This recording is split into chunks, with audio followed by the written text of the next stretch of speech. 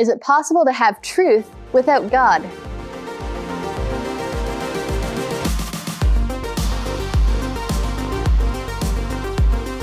Welcome to Critical Thinking Scan, where we look at how you can think about any faith-challenging message and arrive at a biblical, logical conclusion yourself. I'm Patricia Engler, and today let's look at lie number 3 of 4 lies which multiple worldviews have in common, as being able to identify these trademark deceptions will help you quickly recognize and respond to many false teachings. And lie number 3 states that truth is up to you. This message is closely related with the last lie we talked about, which said you can be like God. Because if there is no God, or if everyone is God or part of God, then truth is not rooted in the character of one triune creator, but in the minds of many men. Instead of God and His Word being the absolute big picture for truth from which we can deductively reason other absolutes, every human must inductively construct their own versions of what they think the truth is.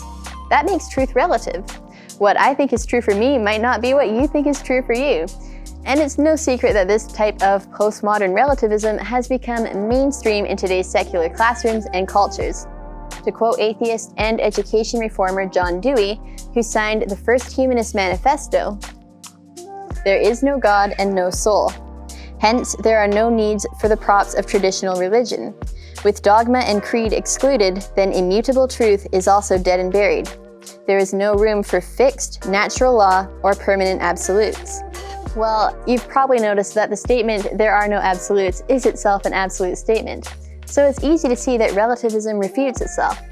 We can't accept the statement, "there is no truth" is true, because if it's true that there is no truth, then nothing is true, including that statement. Besides, if relativism is correct that all truth claims are equally true, then so is the claim that relativism is false. As Canadian social commentator Dr. William Gairdner explains in his secular critique of relativism, rejecting absolutes makes reality absurd, because everything would be true and false at once. So why do so many people believe in such a self-refuting philosophy? Dr. Gairdner suggests that relativism is attractive because it helps us dismiss all sorts of rules and absolutes for ourselves without altogether denying the need to apply them to others. We resort to relativism when it suits our purposes, but keep whatever we know of absolutes and standards at hand to win an argument, discipline our children, or protest an abuse.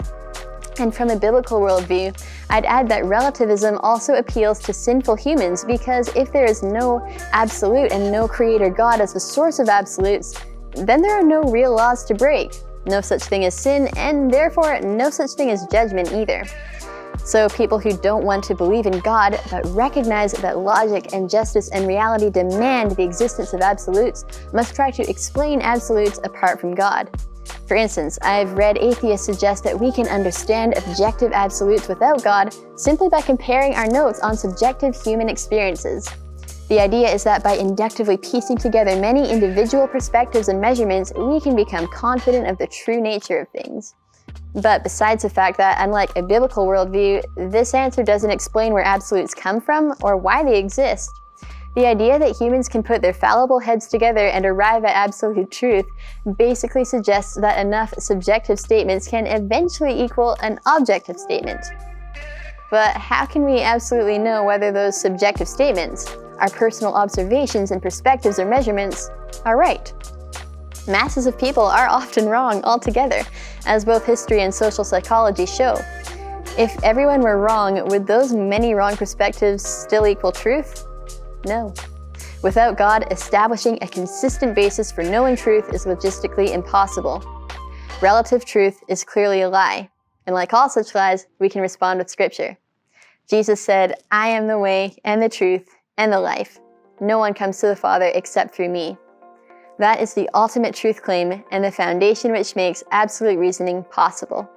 For more on how to think critically about any faith-challenging messages, you can access my other CT Scan videos packed with tactics, tips, and tools that helped me as a Christian student at Secular University. Thank you for watching.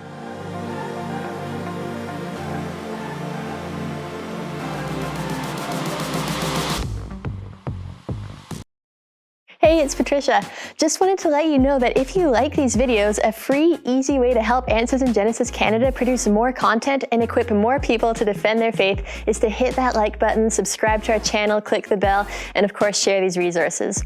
I know you might hear that kind of thing a lot, but the reason these actions are so important is they inform social media algorithms to help these videos reach more people who can benefit from them. And that's especially helpful because advertising is super expensive. But this way, even media platforms which are often unfriendly towards biblical content become tools to promote gospel outreach for free. And if you're on board to share this message of biblical authority and want to give, you can also make a one-time donation or become a monthly supporter by clicking the link below. Thank you so much.